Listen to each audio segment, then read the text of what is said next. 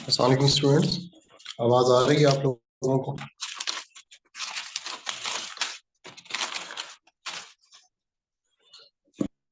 और white board clear नजर आ रहा है? मुझे बता दें, फिर मैं क्लास स्टार्ट करता हूँ।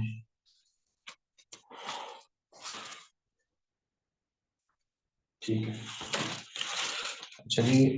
अब हमें स्टार्ट करनी है इकोनोमेट्रिक्स। ठीक हो गया? क्योंकि क्वांटिटेटिव इकोनॉमिक्स है, तो इसको स्टार्ट करने से पहले कुछ बेसिक्स पढ़ लेते हैं मैथमेटिकल इकोनॉमिक्स की और स्टैटिस्टिक्स की। तो आज हम स्टार्ट करेंगे मैथमेटिकल इकोनॉमिक्स।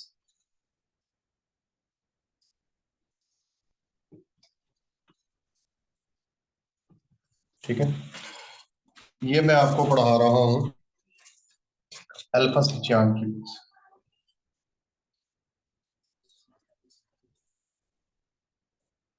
तकरीबन ये सब स्टूडेंट्स के पास ही होती है, क्योंकि तमाम यूनिवर्सिटीज में मैथमेटिकल इकोनॉमिक्स की यही बुक पढ़ाई जाती है। तो इसके बस बस आपने फर्स्ट 2 चैप्टर रीड आउट करने हैं। फर्स्ट 2 चैप्टर, क्योंकि वो थ्योरेटिकल हैं, बाकी आगे न्यूमेरिक्स स्टार्ट हो जाते हैं। तो हमारा पेपर भी एमसीक्यूज का ही होगा, तो इस वजह से वो पॉसिबल नहीं है कि वो न्यूमेरिकल्स आ जाए। जितना पॉसिबल है थ्योरेटिकल पेपर में आना, वो मैं आप लोगों को कवर करवा दूंगा। तो इसका पहला चैप्टर है नेचर ऑफ मैथमेटिकल इकोनॉमिक्स, कि मैथमेटिकल इकोनॉमिक्स की नेचर क्या है। मैथमेटिकल इकोनॉमिक्स है, ये कोई अलग से ब्रांच नहीं है इकोनॉमिक्स की, बल्कि क्या है, जो हमारे पास लिटरेरी इकोनॉमिक्स है, यानी कि लिटरेचर की शेप में जो इकोनॉमिक्स दी गई है। जैसे माइक्रो इकोनॉमिक्स है, और या मैक्रो इकोनॉमिक्स है, या मॉनेटरी इकोनॉमिक्स है। कोई भी सब्जेक्ट है, ये लिटरेचर की शेप में दिया होता है, वर्ड्स की शेप में दिया होता है, सेंटेंस की शेप में दिया होता है, किसी ना किसी लैंग्वेज में होता है। जैसे कि उर्दू में हमने इकोनॉमिक्स पढ़ी है, इंग्लिश में हम पढ़ रहे हैं, हिंदी में हो सकती है। तो मैथमेटिकल इकोनॉमिक्स क्या करती है, सिर्फ और सिर्फ इस जो लिटरेरी इकोनॉमिक्स है इसकी ट्रांसलेशन कर देती है। किस चीज में ट्रांसलेशन कर देती है? इसमें हम न्यूमेरिक्स यूज करते हैं, मैथमेटिक्स के सिंबल्स यूज करते हैं, और सेंटेंस की जगह इक्वेशंस आ जाती हैं। इक्वेशंस की कौन सी टाइप्स होती हैं, कौन से न्यूमेरिक्स यूज होते हैं, और कौन कौन से इंग्रेडिएंट्स मैथ के यूज होते हैं, वो ऑब्जेक्टिव पॉइंट ऑफ व्यू से इम्पोर्टेंट है। ठीक हो गया? अब जैसे माइक्रो इकोनॉमिक्स में हम देखते हैं कि प्रॉफिट है, तो प्रॉफिट के लिए हमें क्या लिखना पड़ता है कि total revenue minus total cost equal to profit. यानी कि अगर हम इसको सेंटेंस में लिखें, तो ये एक स्टेटमेंट बनेगी कि when we if we want to get profit, we subtract total revenue from total cost. यानी कि टोटल रेवेन्यू को हम टोटल कॉस्ट में से सब्ट्रैक्ट करेंगे तो हमारे पास प्रॉफिट आ जाएगा। तो मैथमेटिकल इकोनॉमिक्स क्या करेगी, जो ये मैंने भी सेंटेंस बोला है, इसको सिंबल्स, इक्वेशंस, न्यूमेरिकल्स की शेप में कन्वर्ट कर कर लिख देगी। क्योंकि जो मैथमेटिकल इकोनॉमिक्स, जो मैथमेटिक्स है, ये एक इंटरनेशनल लैंग्वेज है। यानी कि ये एक ऐसी लैंग्वेज है जो कि तमाम लैंग्वेजेस की कॉमन है। यानी कि अगर उर्दू में हम वन लिखें, हिंदी में, अंग्रेजी में, किसी भी लैंग्वेज में वन है तो ये ऐसे ही है, टू ऐसे लिखा जाता है। ठीक हो गया? तो इन जो डिपेंडेंट वेरिएबल है, इंडिपेंडेंट वेरिएबल है, जिनके सिंबल्स यूज किए जाते हैं वो सेम है। तो ये कॉमन लैंग्वेज कह लें आप इसको, मैथमेटिकल। तो मैथमेटिकल इकोनॉमिक्स क्या हुई? मैथमेटिकल इकोनॉमिक्स से कोई अलग से कोई ब्रांच नहीं है इकोनॉमिक्स की, बल्कि ये क्या है कि हमारी जो लिटरेरी इकोनॉमिक्स है उसको सिंपल कर देती है। अब हम सिंपल क्यों करते हैं? क्योंकि जो इकोनॉमिक्स के एनालिसिस हैं इकोनोमेट्रिक्स में, उसमें हमें क्वांटिटेटिव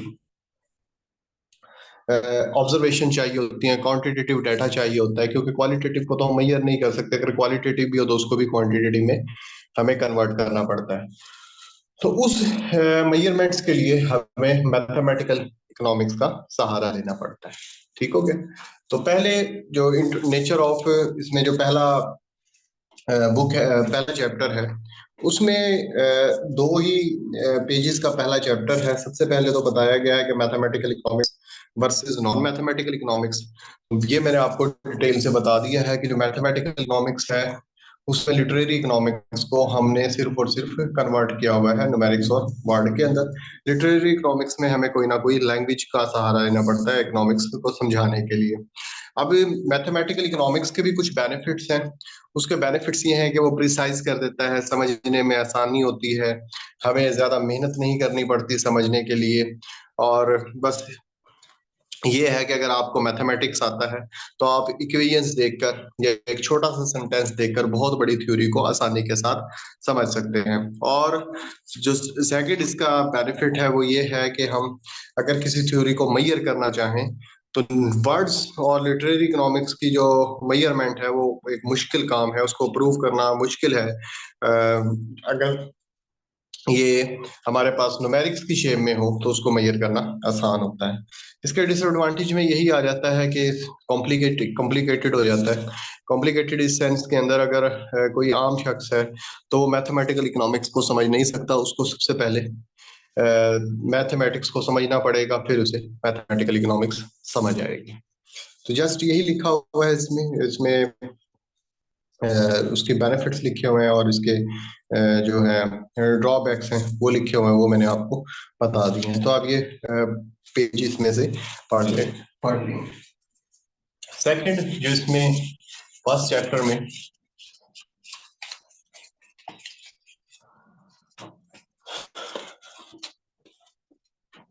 डिफरेंस दिया गया है mathematical economics versus econometrics. Econometrics क्योंकि हम असल में मैथमेटिकल इकोनॉमिक्स को पढ़ने का मकसद भी इकोनोमेट्रिक्स की तरफ जाना है। तो मैथमेटिकल इकोनॉमिक्स जैसे कि अभी मैंने एक्सप्लेन किया, सेम वही चीज है। इकोनोमेट्रिक्स क्या है, ये मेजरमेंट्स करती है इकोनॉमिक्स की थ्योरीज की, कि वो जो इकोनॉमिक्स की थ्योरी आपने थ्योरेटिकल एक्सप्लेन की है साइंटिफिक मेथड से, उस थ्योरी को ये एक प्रोसेस के तहत चेक करती है कि आया कि ये थ्योरी ठीक भी है या नहीं। लेकिन जो हमारे पास इंपिरिकल ऑब्जर्वेशन होती हैं उसमें स्टेटिस्टिकल मेथड और जो उसके स्टेटिस्टिकल मेथड होते हैं उनको अप्लाई कर कर हम एक इन्फ्रेंस के ऊपर पहुंचते हैं, एक रिजल्ट्स के ऊपर पहुंचते हैं, आया कि जो हम बात कर रहे हैं, जो हमारी ऑब्जर्वेशन है वो ठीक भी है या नहीं। ठीक हो गया। तो फर्स्ट चैप्टर के अंदर सिर्फ और सिर्फ आप ये दो ही डिफरेंस देखेंगे कि मैथमेटिकल और नॉन मैथमेटिकल इकोनॉमिक्स में क्या डिफरेंस है, और दूसरा मैथमेटिकल इकोनॉमिक्स और इकोनॉमेटिक्स के अंदर क्या डिफरेंस हो गया। तो ये 2 पेजेस का चैप्टर है, जस्ट अल्फा सिद्धांत की बुक पीडीएफ में भी मिल जाती है ये, और आप लोगों के पास होगी। सेकंड चैप्टर है इकोनॉमिक मॉडल्स।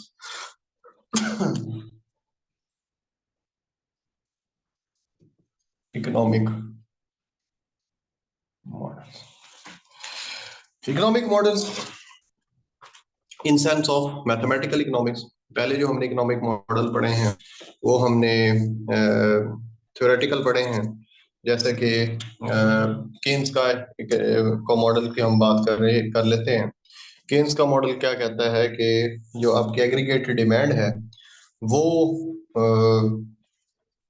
नेशनल इनकम की डिटर्मिनेशन करती है। ठीक हो गया। अब नेशनल इनकम एग्रीगेट डिमांड के अंदर कंपोनेंट्स क्या है, वो कहता है कंजम्पशन है जो कि एक स्टेबल कंपोनेंट होता है जीडीपी का। उसके बाद इन्वेस्टमेंट है, वोलेटाइल होता है, और गवर्नमेंट एक्सपेंडिचर को फिक्स कंसीडर करता है। तो ये हमारे पास जो थ्योरी दी गई है इसको हम वेरिएबल्स की इक्वेशंस की शेप में सपोज कन्वर्ट कर लेते हैं, यानी कि ये हमारे पास जीडीपी है और इसमें वो कंपोनेंट कहता है C+I+G। ठीक है। ये मैंने सिंबल्स यूज किए हैं, प्लस माइनस के साइन यूज किए हैं, तो वो जो मेरे पास केन्जियन नेशनल इनकम का इक्विलिब्रियम है वो मैंने मैथमेटिकल फॉर्म में लिख दिया। ये लिख क्यों रहा हूँ ये भी मैं आपको बताता हूँ अभी। फिर हम क्या करते हैं, इसमें कुछ वेरिएबल्स एंडोजीनियस हैं, कुछ वेरिएबल्स एक्सोजीनियसली हैं, और ये मेरे पास I is equal to I bar और C is equal to G is equal to G bar. और ग्राफिकली हम इसकी ये हमारे पास एग्रीगेट डिमांड एग्रीगेट सप्लाई का कोई खास जिक्र नहीं है, तो ये हमारी जीडीपी या नेशनल इनकम की डिटर्मिनेशन हो जाती है। ठीक है, ये लंबी एक कहानी है, ये मैंने बनाया क्यों है। वो कहता है कि जब हम इकोनॉमिक मॉडल पढ़ते हैं ना, इकोनॉमिक मैथमेटिकल मॉडल, तो उससे पहले हमें उसके अंदर कौन कौन से इंग्रेडिएंट्स यूज हो रहे हैं वो पता होने चाहिए। सबसे पहले जो इसमें इंग्रेडिएंट्स यूज होगा उसको हम वेरिएबल्स का नाम दे देते हैं। ठीक हो गया। कोई भी इकोनॉमिक मॉडल हम पढ़ेंगे तो उसमें जो सबसे इंपॉर्टेंट चीज आएगी वो क्या होगी, वेरिएबल होगी। अब वो वेरिएबल्स क्या है, वो कहता है कि variable is something whose magnitude can change. यानी कि वेरिएबल्स क्या होगा, जिसकी वैल्यूज चेंज हो रही होंगी इंडिपेंडेंटली और डिपेंडेंटली, दोनों तरीकों से हो सकती हैं, तो उसे हम क्या कहेंगे, वेरिएबल्स कहेंगे। अभी हम क्या पढ़ रहे हैं, ingredients of mathematical economics. Variables, variable is a something whose magnitude can be change, उसे हम क्या कहेंगे, वेरिएबल्स कहेंगे। वेरिएबल्स हमारे पास टू टाइप्स के हो जाएंगे, डिपेंडेंट होंगे और इंडिपेंडेंट वेरिएबल। ठीक हो गया। डिपेंडेंट वेरिएबल्स ऐसे वेरिएबल्स होंगे जिसमें चेंज आएगा इंडिपेंडेंट वेरिएबल की वजह से। जैसे कि हम quantity demand is a function of price, price की इंक्रीज या डिक्रीज होने की वजह से हमारी डिमांड के अंदर चेंज आती है, तो ये कोई हमारे लिए नई चीजें नहीं। और वो कहता है फर्दर हमने इनको टू टाइप्स में वेरिएबल्स को डिवाइड किया है। एक को हम कहते हैं कंटिन्यू वेरिएबल, कंटिन्यूस वेरिएबल, और दूसरे होते हैं डिस्क्रीट वेरिएबल। कंटिन्यूस वेरिएबल ऐसे वेरिएबल होते हैं जब वो चेंज होते हैं तो हर पॉइंट को छू कर गुजर रहे होते हैं, एक्स वाई, इनकी शेप ऐसी होगी। ठीक है, इसमें एग्जांपल दी जाती है टाइम की, स्पीड की। तो जब टाइम या स्पीड चेंज हो रहा होता है तो कभी ऐसा नहीं होता एक के बाद डायरेक्ट तीन बज जाए। पहले दो आएगा, फिर तीन, फिर चार, फिर पांच, फिर छह, फिर सात, फिर आठ, नौ। ऐसा नहीं होता एक के बाद डायरेक्ट सात बज जाए, ऐसा पॉसिबल नहीं है। स्पीड भी ऐसे ही होती है, स्पीड जब चेंज होती है तो 10 किलोमीटर पर आवर है, फिर 20 है, फिर 30 है, इस तरीके से। और जब वो डिक्रीज भी होती है तो यही उसका मेथड होता है। तो इकोनॉमिक्स में कुछ वेरिएबल्स कंटिन्यूज होते हैं, जब वो चेंज हो रहे होते हैं तो उनमें जंप्स एंड ब्रेक नहीं आते, उनके चेंज होते हुए वो हर पॉइंट को छूकर गुजर रहे होते हैं। डिस्क्रीट वेरिएबल ऐसे वेरिएबल्स होते हैं वो अपने इंटरवल में कोई भी वैल्यूज को पिक कर सकते हैं, उनमें जंप्स एंड ब्रेक्स भी आ सकते हैं। जिस तरह प्राइसेस पाकिस्तान में हम देखते हैं जिगजैग आता रहता है। अगर आज फर्ज करें घी की प्राइस 500 रुपीज पर केजी है, तो कल जरूरी नहीं है 501 हो सकता है कि ये 600 पर चली जाए, 600 से हो सकता है कि 400 पर आ जाए। प्रॉफिट होते हैं कंपनीज के, डिविडेंड होते हैं। तो ये जितनी भी चीजें हैं, जितने भी ये वेरिएबल्स होंगे, ये सब के सब हमारे पास क्या कहलाते हैं, डिस्क्रीट वेरिएबल्स कहलाते हैं। जब इनमें चेंज आता है तो ये जंप्स एंड ब्रेक्स के साथ चेंज हो सकते हैं। ठीक हो गया। मॉडल्स के अंदर कुछ वेरिएबल एंडोजीनियस वेरिएबल होते हैं और कुछ एक्सोजीनियस वेरिएबल होते हैं, endogenous and exogenous. Endogenous variable ऐसे वेरिएबल्स होंगे जिनकी values with in model determinant होंगी। ठीक है, जैसे कि सी है, वाई है। ठीक हो गया। इन वेरिएबल्स की जो वैल्यू है ये विद इन मॉडल डिटरमिनेंट होगी, तो उनको हम एंडोजीनियस वेरिएबल्स कहते हैं। अब जिस तरह के इन्वेस्टमेंट है कांस्टेंट दी गई है, गिवन है, और गवर्नमेंट के जो एक्सपेंडिचर है ये भी गिवन है, ये आउटसाइड द मॉडल हमने पहले से ही डिटरमिनेट किए हुए हैं, इसकी वैल्यू मॉडल के अंदर से डिटरमिनेट नहीं होगी। इस तरह के सी है ए प्लस बी वाई, अगर यहाँ मैं इसकी वैल्यू फर्ज करें 10 है, इसकी 5 है, यहाँ 10 रखता हूँ तो ये 50, 60, तो कंजप्शन कितनी हो जाएगी 60। अगर ये 20 रखता हूँ तो ये हो जाएगी 20 मल्टीप्लाई बाय 5, ये 110 हो जाएगा। यानी कि जो कंजप्शन की वैल्यू है वो इनकम की वजह से डिटरमिनेट हो रही है और विद इन मॉडल। और इनकम कहाँ से आई है, इनकम यहाँ से आई है। ठीक हो गया। इसी तरीके से जो इन्वेस्टमेंट है और कंजम्पशन है, और जो ये गवर्नमेंट एक्सपेंडिचर है, ये फर्ज करें 100 दिए गए हैं और ये 20 दिए गए हैं।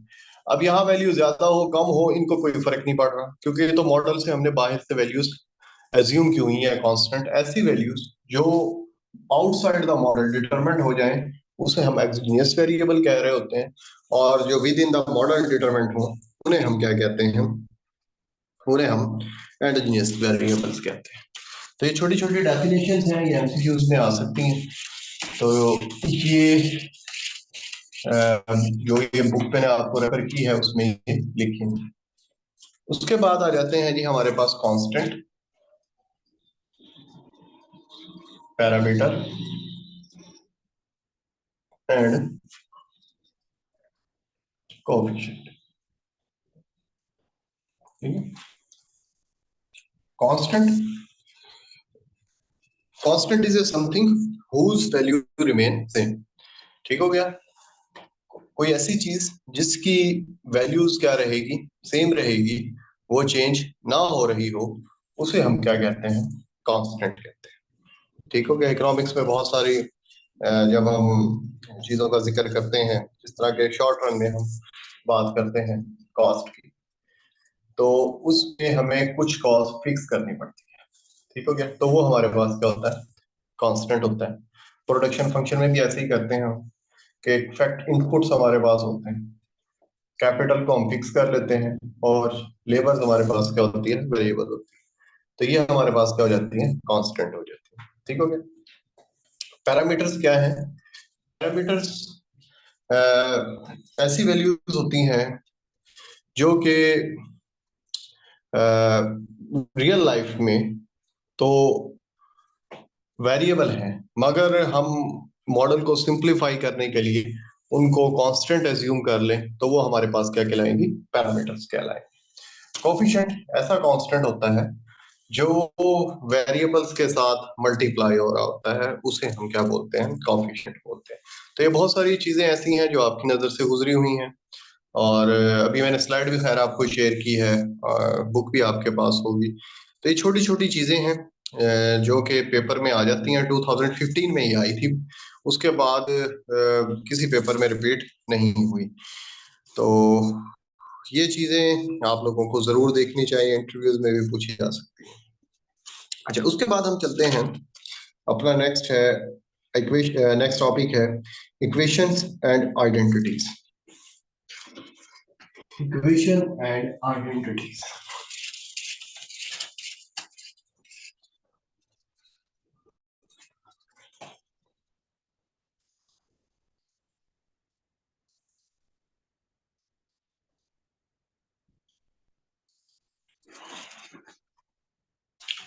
इक्वेशन क्या है जी,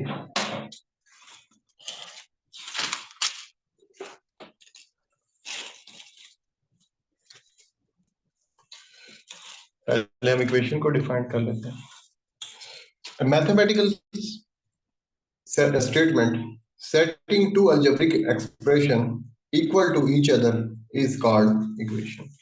यानी कि हमारे पास अलजेब्रिक एक्सप्रेशन होते हैं डिफरेंट, टू साइड्स हैं उसकी, और वो दोनों इक्वल हैं, हो सकता है कि उनकी एक्सप्रेशन सेम हो, उसे हम क्या कह रहे होते हैं, उसे हम इक्वेशंस कह रहे होते हैं। और आइडेंटिटी पे इसकी थोड़ी फर्दर एक्सटेंशन है। इसमें ये होता है कि है वो डिफरेंट एक्सप्रेशन ही, मगर उसको आप ऐसे कह लें कि वो इक्वेशंस को सेटिस्फाई कर रहे हो हर हालत के अंदर, तो उसे हम क्या बोल रहे होते हैं, आइडेंटिटीज बोल रहे होते हैं। जैसे कि ये मैं आपके सामने लिखता हूँ 2x - 3 9x - x, ये इक्वेशंस। अगर इसमें एक स्पेसिफिक x की वैल्यूज मैं पुट करूं तो ये फिर इक्वेशंस हो, फिर ये जो इसके टू डिफरेंट एक्सप्रेशन है ये इक्वल होंगे। अगर मैं यहाँ 1 पुट कर देता हूँ सपोज, ठीक हो गया, तो 1 पर हो सकता है कि ये आपस में इक्वल ना हो, एक साइड ग्रेटर हो जाए, एक लेस हो जाए। आइडेंटिटीज में क्या होता है कि जब ये वाली जो इक्वेशंस की ये कंडीशन है, यहाँ कोई ऐसी एक्स की वैल्यूज में पुट करूं कि 100% आपस में इक्वल हो जाए, तो वो क्या हो जाएगी, आइडेंटिटीज हो जाएगी। इकोनॉमिक्स में आइडेंटिटीज जिस तरह के हम क्वांटिटी थ्योरी ऑफ मनी पढ़ते हैं कि ये वाली साइड और ये वाली साइड हर हाल के अंदर क्या होगी, बराबर होगी, तो ये इसमें हम 3 बार्स लगा देते हैं, तो ये क्या बन जाएगी, आइडेंटिटीज बन जाएगी। इस तरह इन्वेस्टमेंट इक्वल टू सेविंग, अगर ये कंडीशंस को सेटिस्फाई कर रही हैं, ये आपस में बराबर है, समटाइम ये बराबर नहीं होती, पर इक्विलिब्रियम की कंडीशन में क्या है, बराबर हो जाती है। तो जब ये इक्वेशंस की कंडीशंस को सेटिस्फाई कर रही हैं और ये इक्वल हैं, तो हम इनको क्या बोल रहे होते हैं, आइडेंटिटीज बोल रहे हैं। इक्वेशंस की फर्दर इकोनॉमिक्स में हमने इक्वेशंस को 3 पार्ट्स में डिवाइड किया गया है। एक को हम बोलते हैं डेफिनेशनल इक्वेशंस, सेकंड है बिहेवियरल इक्वेशन,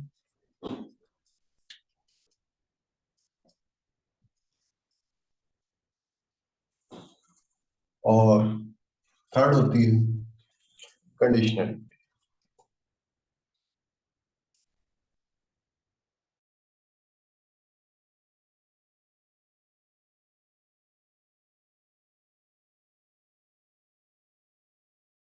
इक्वेशंस में इक्वेशंस के 2 डिफरेंट एक्सप्रेशन होते हैं, मगर उनका मतलब सेम ही होता है। ऐसी इक्वेशन को हम डेफिनेशनल इक्वेशन कहते हैं, यानी कि 2 डिफरेंट इक्वेशन है, एक्सप्रेशन है। जिस तरह के रेवेन्यू माइनस कॉस्ट किसके बराबर हो गया, प्रॉफिट के इक्वल हो गया। हमें पता है कि हम प्रॉफिट लिख दें या रेवेन्यू माइनस कॉस्ट लिख दें, एक एक्सप्रेशन ये है, एक एक्सप्रेशन ये, दोनों का क्या मीनिंग सेम है। और डेफिनेशनल इक्वेशंस को हम आइडेंटिटी से भी शो कर सकते हैं। तो ये 2 डिफरेंट एक्सप्रेशन हैं, मगर मीनिंग इनके क्या है, सेम है। ऐसी इक्वेशंस को हम डेफिनेशनल इक्वेशन कहते हैं। बिहेवियरल इक्वेशन ऐसी इक्वेशंस जिसमें एक वेरिएबल्स के बिहेव करने की वजह से दूसरा वेरिएबल रिस्पोंड करे, जैसे कि cost is equal to 10 plus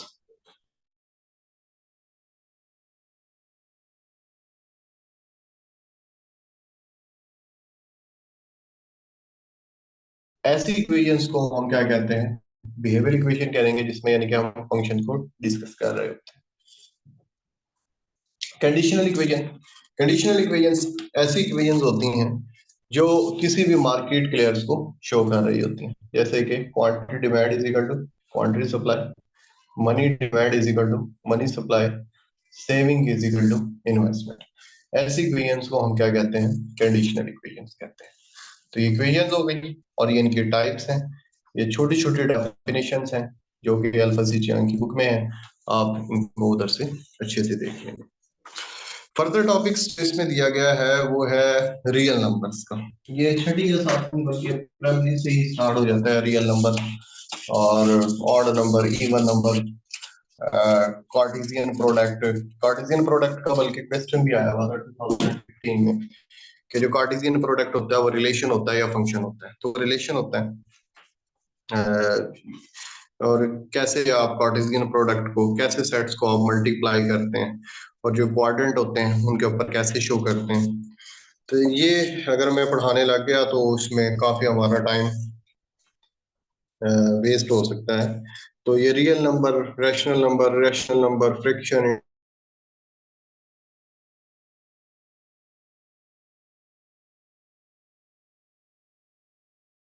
लोगों ने खुद पढ़ लेने हैं। अब मैं नेक्स्ट आप बात करूंगा relation and function. Relation and function,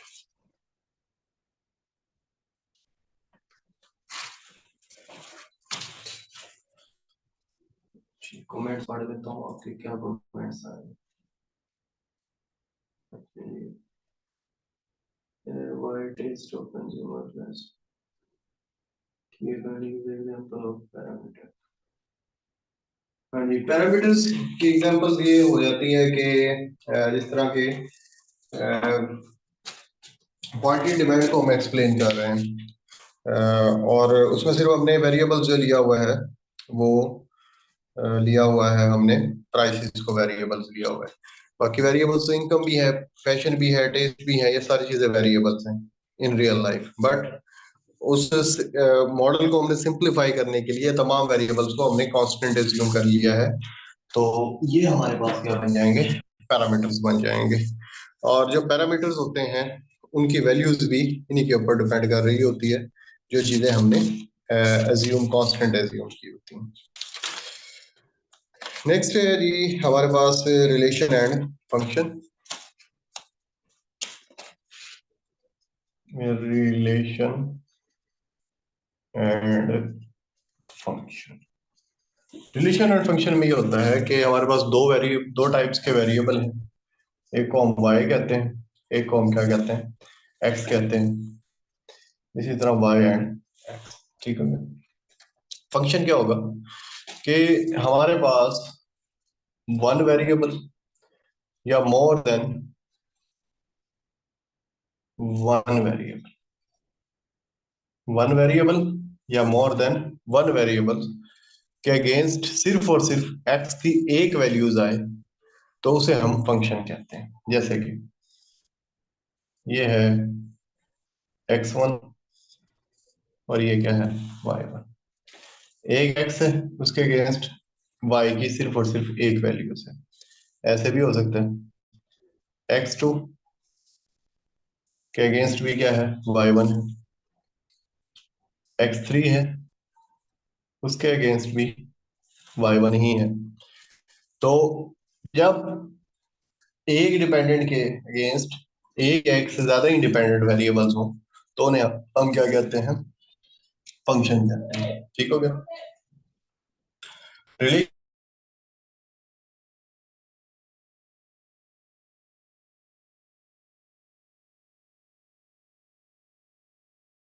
और पॉसिबल है कि जो उसके डिपेंडेंट वेरिएबल हैं वो एक से ज्यादा हो, तो it's called relation.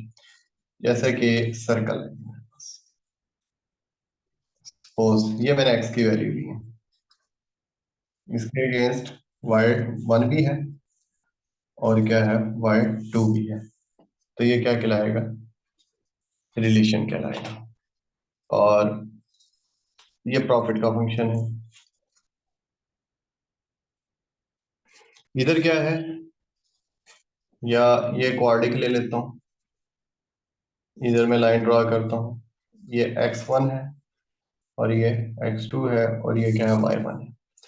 Values more than one है डिपेंडेंट इंडिपेंडेंट वेरिएबल्स, पर डिपेंडेंट क्या वेरिएबल एक है, तो ये क्या कहलाएगा मेरे पास, ये मेरे पास फंक्शन कहलाएगा।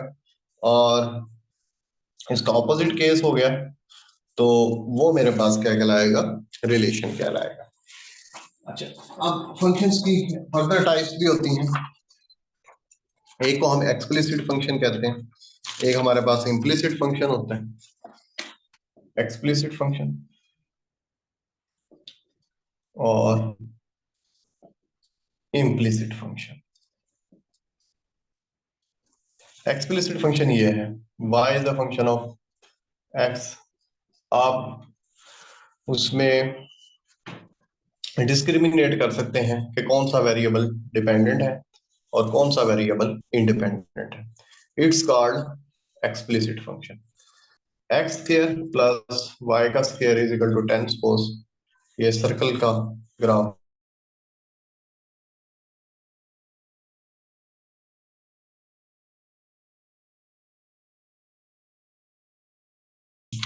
तो ऐसी सिचुएशन में जो वेरिएबल जो होगा, जो सिचुएशन होगी उसे मैं इम्प्लिसिट फंक्शन कहूंगा। उसके बाद छोटा सा कॉन्सेप्ट है डोमेन एंड रेंज, जो कि हम फंक्शंस में वैल्यूज को पुट करते हैं। डोमेन एंड रेंज फंक्शन और रिलेशन से भी एमसीक्यूज एक बार बने थे। वो कहता है कि it should be clear that function must be relation, यानी कि जो फंक्शन है वो रिलेशन है, but relation may not be function. यानी कि रिलेशन में तो ये होता है ना कि हमारे पास ये सपोज सिचुएशन है,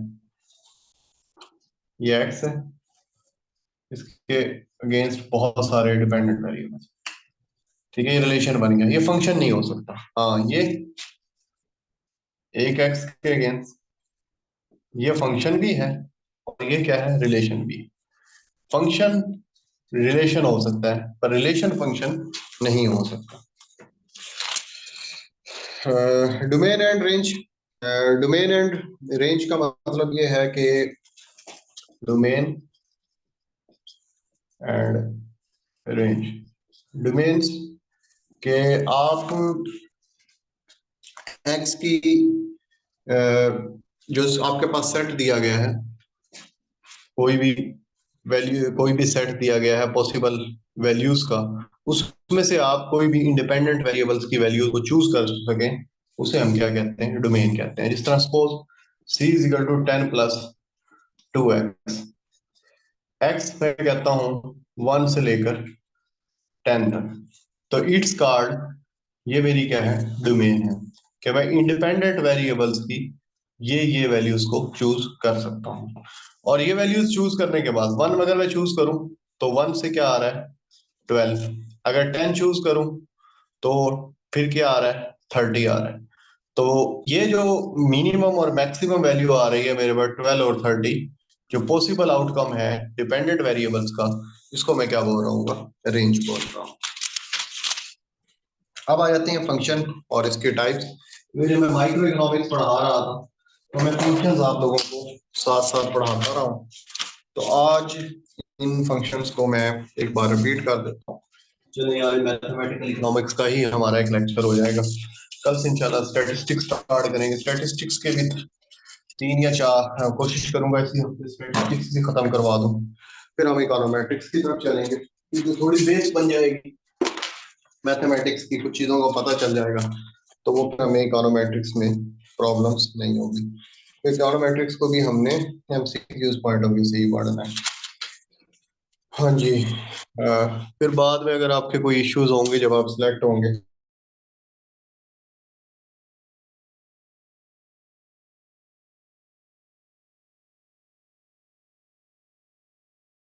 कॉलेजेस में आपको ये सब्जेक्ट्स पढ़ाने पड़ते हैं। Types of function, types of function, सबसे पहले हमारे पास आ जाता है कांस्टेंट फंक्शन।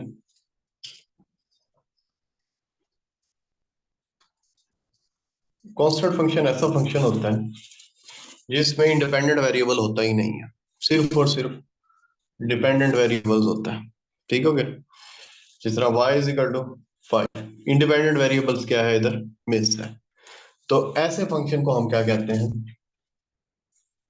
कांस्टेंट फंक्शन कहते हैं। Second, linear function. Linear function ऐसा फंक्शन होगा जिसमें जो इंडिपेंडेंट वेरिएबल है उसकी पावर क्या हो, 1 हो। अब ये फंक्शन हमारे पास इंक्रीजिंग भी हो सकता है और डिक्रीजिंग भी हो सकता है। जैसे कि डिक्रीजिंग में हमने डिमांड की इक्वेशन नॉर्मली लेते हैं और इंक्रीजिंग में हम सप्लाई की इक्वेशंस को हम ले रहे होते हैं।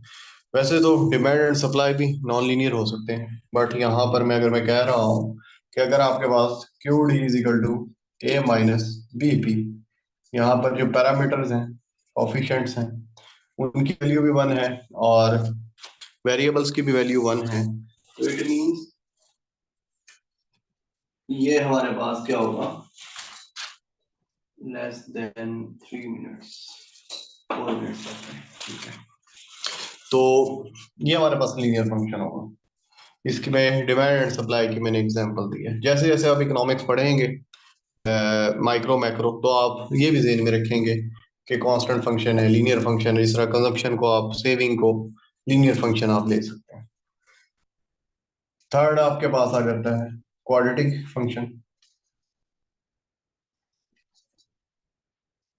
ठीक है, क्वाड्रेटिक फंक्शन में क्या होगा कि जो हमारे पास इंडिपेंडेंट वेरिएबल है उसकी जो मैक्सिमम वैल्यू है वो स्केयर होगी, तो इसके साथ आप कोई कांस्टेंट भी ले सकते हैं। ठीक है, इसमें मार्जिनल कॉस्ट, एवरेज कॉस्ट, और मान लीजिए तो प्रोडक्ट बन गई ना, कॉस्ट तो ऐसी होती है, एवरेज कॉस्ट, ठीक है। मार्जिनल कॉस्ट जो हमने वो ये कर पड़े हैं, वो सारे के सारे ऐसे वो हमारे पास क्वाड्रेटिक फंक्शन कहलाते हैं। थर्ड आ जाता है इसमें क्यूबिक फंक्शन को एक्सप्लेन किया गया। क्यूबिक फंक्शन जब मैंने आपको पढ़ाया तो मैंने बताया कि वो आपके पास y is equal to C X X square, इधर क्या होता है x का क्यूब हो जाएगा। इसमें टोटल कॉस्ट और प्रॉफिट के जो फंक्शन होते हैं वो हमारे पास total cost function cubic function कहलाते हैं। और जो इसकी शेप बनती है वो वेव टाइप बनती है। ये मैंने बना के, ये हमारे पास टोटल कॉस्ट की होती है, प्रॉफिट की इस टाइप की प्रॉफिट की शेप होती है। जब मैंने प्रॉफिट पढ़ाया था तो ये मैंने आपको ड्राइव भी कर दिया। उसके बाद आ जाता है रेक्टेंगुलर हाइपरबोला।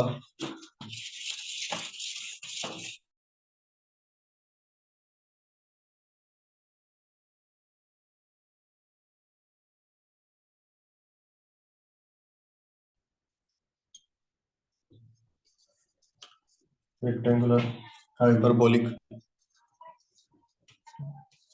इसमें जो हमारे पास इंडिपेंडेंट वेरिएबल होगा वो रेसिप्रोकल फॉर्म के अंदर होगा, यानी कि वो रेशियो फॉर्म के अंदर होगा। और जो इसकी शेप होगी वो एवरेज फिक्स कॉस्ट जिस तरह का हम बनाते हैं उस शेप की होगी। या फिर जब इलास्टिसिटी इक्वल टू 1 होगी डिमांड की, जैसे मैंने बताया था आपको P Q is equal to 100, कोई कांस्टेंट है Q is equal to 100/p, ये मैंने प्रूव भी करवाया था कि इसकी इलास्टिसिटी किसके बराबर हो जाती है, 1 की इक्वल हो जाती है। तो ऐसे फंक्शन को हम रेक्टेंगुलर हाइपरबोलिक बोलते हैं। तो वो अगर क्वेश्चन आपसे पूछे कि रेक्टेंगुलर अब हाइपरबोलिक,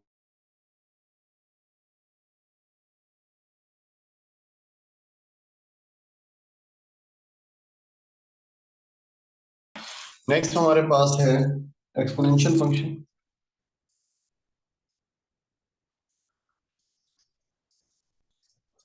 एक्सपोनेंशियल फंक्शन और लॉगरिथमिक